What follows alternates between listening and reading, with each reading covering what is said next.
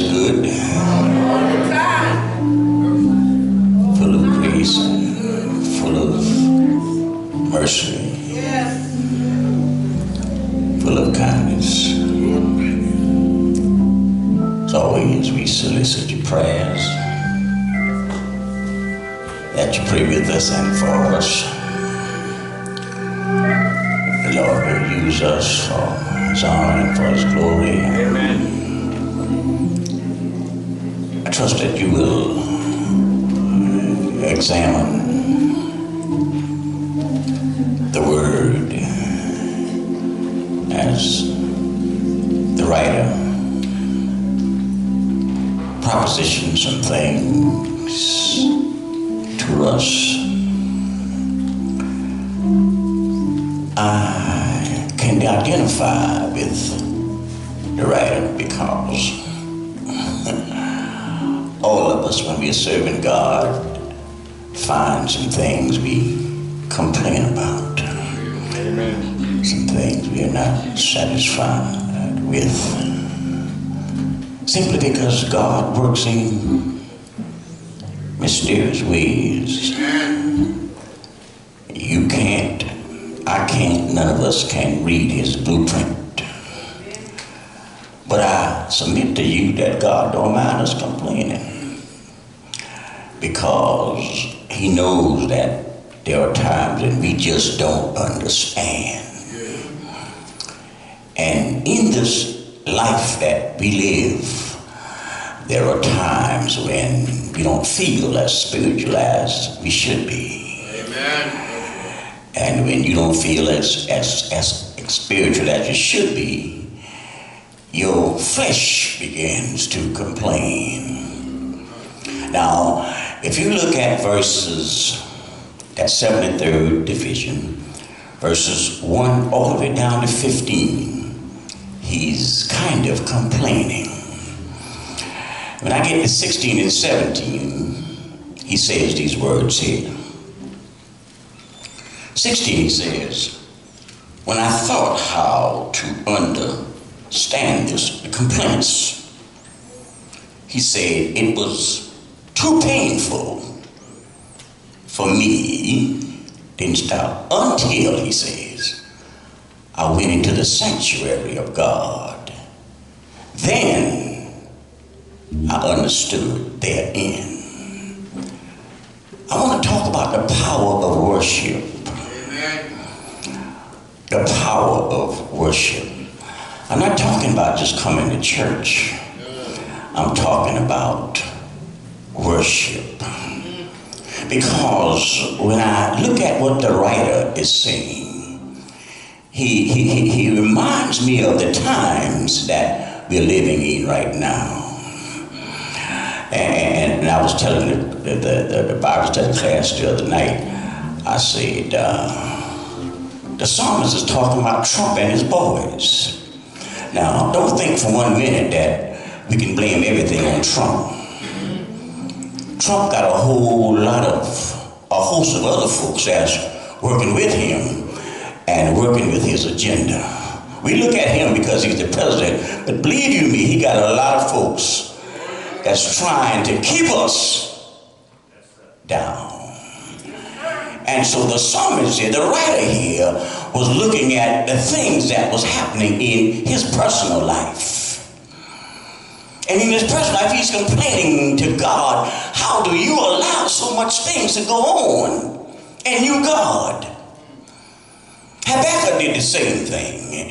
When Habakkuk started looking at the problems that God allowed his people to go through, amen, Habakkuk begins to complain.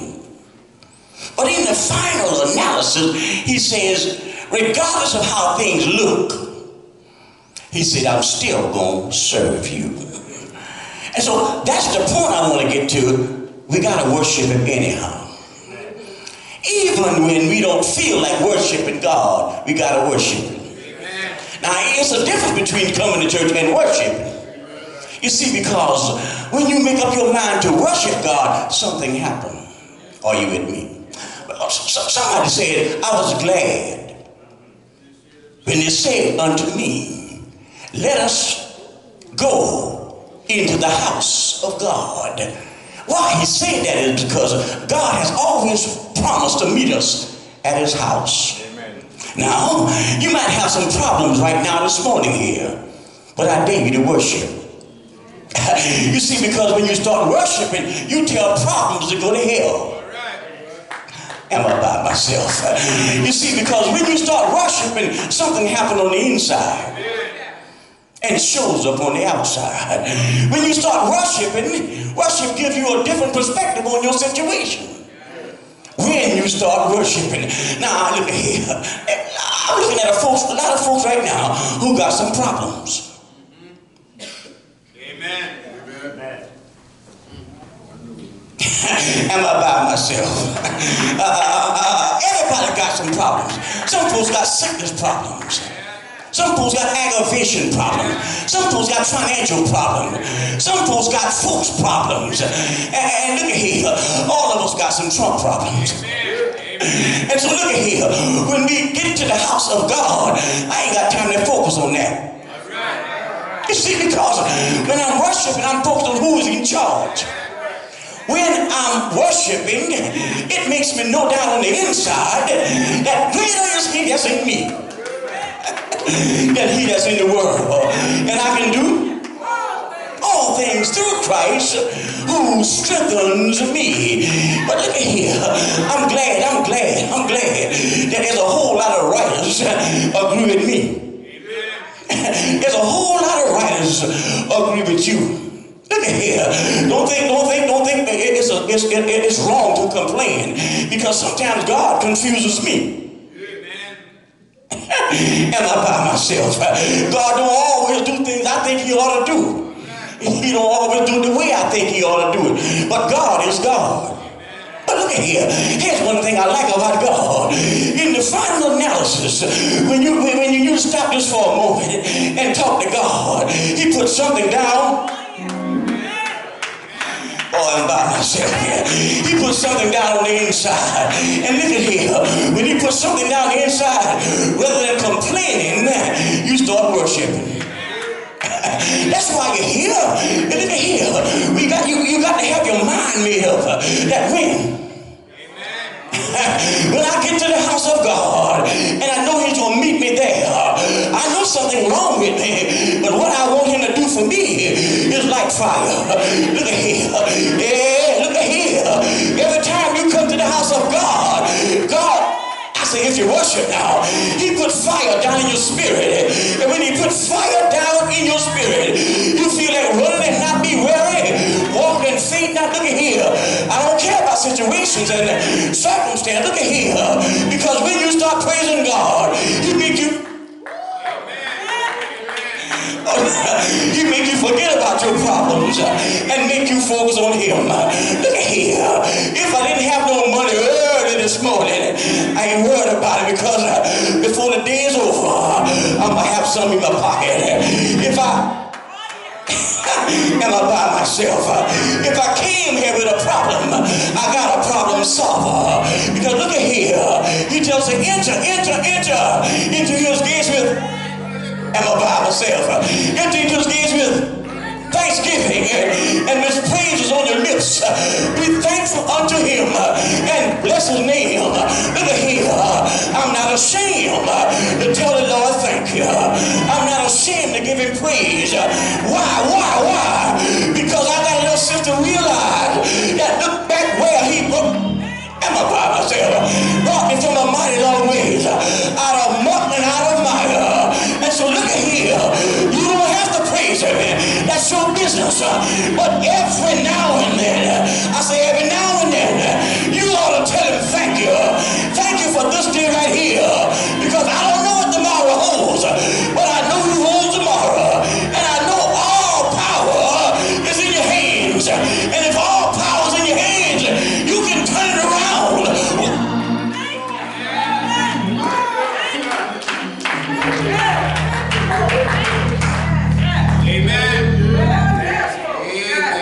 Listen here. The psalmist made it make sense to you. He was saying, I didn't understand this thing here. He's saying that, look at him, it was paining me But when I got to the house of God, he said, then I understood their end. Trump don't last always, but God does. Trump ain't nothing but a season. You think I'm worried about what he's doing? No. Look at here. That too will pass. And look at here. There is no way that he can do anything to a child of God that's not permitted. And so look at here. What I said to myself, look at here. God ordained these troubles for us to go through. You see, because you got to go through some hell sometimes. You got to go through some problems sometimes so that you will learn how to appreciate God. Because a lot of folks in here, you haven't praised him like you should. You haven't given him glory like you should. But what happens when the bottom falls out? When the bottom falls out, you ought to make sure that you know him in the free part of your sin. When the bottom falls out, look at here. When you can't call on nobody but him. Call on him. I was thinking, and I think sometimes, I said we are the most forgiving people in the world. Black folk, that is. I thought about the Emmanuel 9, I believe, when this white boy went in and killed these people of God. And I saw somebody came on television and said, I forgive you. Well, look at here. Don't mind me. Leave me alone right now. Let me think about that. Because I just wasn't ready. All right. I wasn't ready to look at it just like they look at it right then. And I wasn't ready for that because I wanted to make sure that's real. That's real. I was looking at that television here. This white girl, a policeman, killed this boy brother. And he could.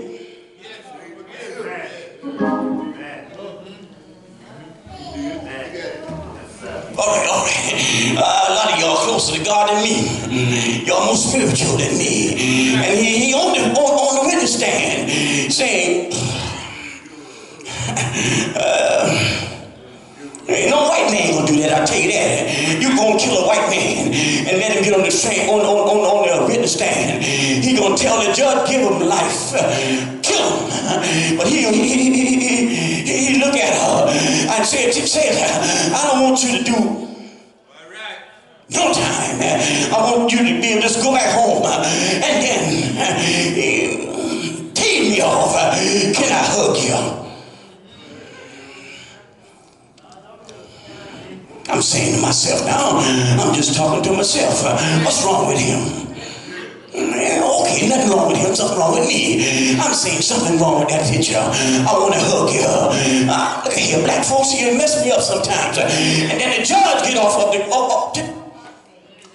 daggone bench and come down. I've never seen you do it for a black man. I've never seen no judge come down from the robe and throw his arm around. And look at her. Not only that, but he gave her his Bible. I'm saying to myself, Lord, have mercy right here. Things just, well,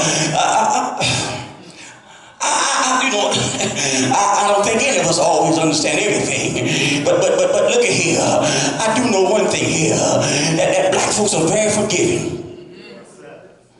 Is it psychological? I don't know what it is. We look at the white man as being, I don't know. But look at here. I do know worship changes things. Because when you worship, you can look at whatever the situation is after you're going through and still got joy.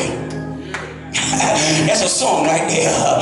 I still got joy. I still got joy. After all, oh, come on, help me here. After all I've been through, I still got joy. I've been through some good times. I've been through some bad times. I had my highs and I had my lows, but I still got joy even in my lows. Why? Because I've learned how to worship. Don't let nobody fool you. It's more than going to church. I double dare. I said I double dare to get in the worship experience. Now look at here. You ain't got to go to to church to worship. You can do it in your house. Look at here. When you're in God, you can call down the Holy Spirit. You can call down, I said, the Holy Spirit. And the Holy Spirit will come in your room and shake you and rock you and shake you and rock you and give you peace, I tell you, in the midst of a storm. When you come to the house of God and you don't leave with some power, it means you haven't worship. When you go to the house of God and you don't feel nothing, no power on the inside, no feeling, I tell you, that want to give him praise, you hadn't been to the house of God. But when you go to the house of God, when you get in the presence of God, I want you to understand that something happened on the inside that shows up on the outside. I said every now and then, I'm by myself here, but every now and then, you ought to show some sign. Every now and then, you ought to rock. Every now and then, you ought to clap your hand. Every now and then, you ought to say, Lord, I thank you. Every now and then, you ought to give him praise. Every now and then, you ought to give him some glory. Because they say when praises go up, blessings come down. Don't let no devil in hell steal your praise. I said, don't let no devil in hell steal your praise. I know you got some problems. I got some too. I know you got some situations. I do too. But I'm so glad. Do you hear what I'm saying? I'm so glad that there's something on the inside. Won't let me hold my peace. There's something in the inside that make me give him glory. There's something on the inside that make me tell him thank you.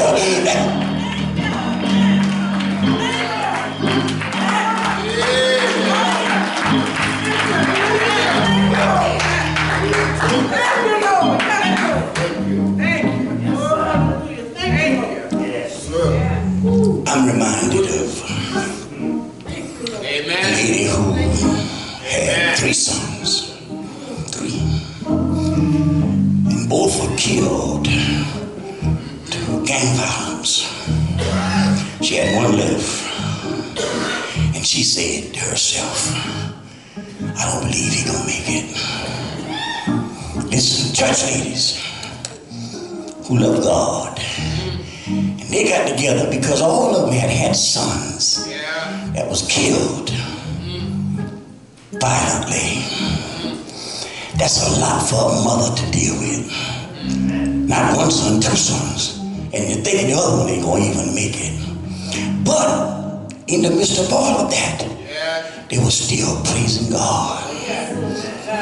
Listen, it's this worship experience that gives us the power to overcome negatives, to overcome depression, to overcome despondency, to overcome despair. Listen here, you can't be despondent, you can't be despaired and messed up when you're praising God, when you're worshiping him. No. Because praise and worship won't let despair set in. It won't let despondency set in. No, because you got to praise your way out of it. Yes, you can. I don't care what you're going through. You can praise your way out of it. Because if you couldn't, God wouldn't be God. So, you know, the psalmist was saying, man, I don't understand all this stuff. Habakkuk was saying the same thing. You know, God, why do you allow the wicked to prosper and your people to be in bondage? Well, you know why? Do you know why we're suffering, folks? Hard-headedness. Hard-headedness. Disobedience. See, we want to serve God and we want to serve the other gods too. Now, God can't be in sync when you got 2 gods. Thou shalt serve the Lord thy God with all thy heart, mind, and soul. Love thy neighbor as thyself. He gave us regulations, guidelines to keep his presence and his peace. Amen. And so we stay so far away from it. we lose it. Now, you can call it what you want. But when you look at these prosperity preachers, now, if Jesus didn't promote it, something wrong with it. All right. Now, they got all these doctrines there. And they're in powerful positions to use the weak. They're using you. See, your own brothers and sisters using you. You gotta believe it. They don't care nothing about your dollar. If you don't believe, look at Leroy, whatever his name is, y'all know his name, dancing on the money, him and Creflo Dollar, and people in the church hungry. You run up and down dancing on the money. Money cometh. Listen, folks, the Bible says the love of money, not money, the love of money is the root of all evil. Now, if you love money, you're evil. Because you'll do anything to get it. Now, see, one thing about the people of God, you can always judge you. Amen. My daddy said, Dogfoot boy, you know when you're wrong, and you know when you're right. I used to call myself running the game on him. He said, Dogfoot boy, you know when you're wrong, and you know when you're right. See, That's all right. That's all right. In my olden days, I started thinking about the old things he used to say. Made sense. Got up one morning and some money was missing. Well, wasn't nobody in the house but me and Glenn and Shorty. And he said, Dogfoot boy, money walking. In other words, somebody stole it, but he didn't say it was walking. Then he'd come right back and say, you know when you're wrong. All right. And you know when you're right. Somebody in the family bought some money from him. Didn't give it back to him. He said the same thing. Dogfoot, you know when you're right, you know when you're wrong. Now you told me you was gonna pay me my money back. Dogfoot, you know when you're right, you know when you're wrong. But look at everyone you can hear laughing. You know when you're wrong too. And you know when you're right. See, it's something built in us. It's something built in us. You have to go way out to lose your conscience. Your conscience is God. You know when you're right and when you're wrong. When you lose your conscience, you lose your sense of worship. See? And when you can't worship, you can't have power. So in other words, when you can't worship, you become bitter. A lot of church folks are bitter. All right. Bitter. And when you're bitter, you can't worship. Can't. Amen. Now, the writer wasn't bitter. He just didn't understand. And God does things, folks, that we don't understand. Amen. But you still gotta worship. Why do he take your mama, your daddy, your sister, your brother, with no warning? It's almost enough to make you forget about religion in there. But God is still God. And he allows us sometimes to suffer for our own good. Because when God gets finished with you, you'll never forget what he brought you out of, what he brought you through. So understand one thing here. If I never say another word to you, worship is a powerful experience. It's a powerful experience. Some people just go to church, but listen, worship is a powerful experience. See, because every time you worship, You come in the presence of God, and God comes in the presence of you. Amen. And guess what? When God comes in your presence, he brings peace, he brings joy, and he brings power. You know, I don't think it's strange when some folks holler out. I don't think it's strange if you take off and run. You know, I don't know what he done for you. And however you want to express what he done for you, that's your business. I don't know. You know, God is still God. All right, I'm through for sure this time. Amen.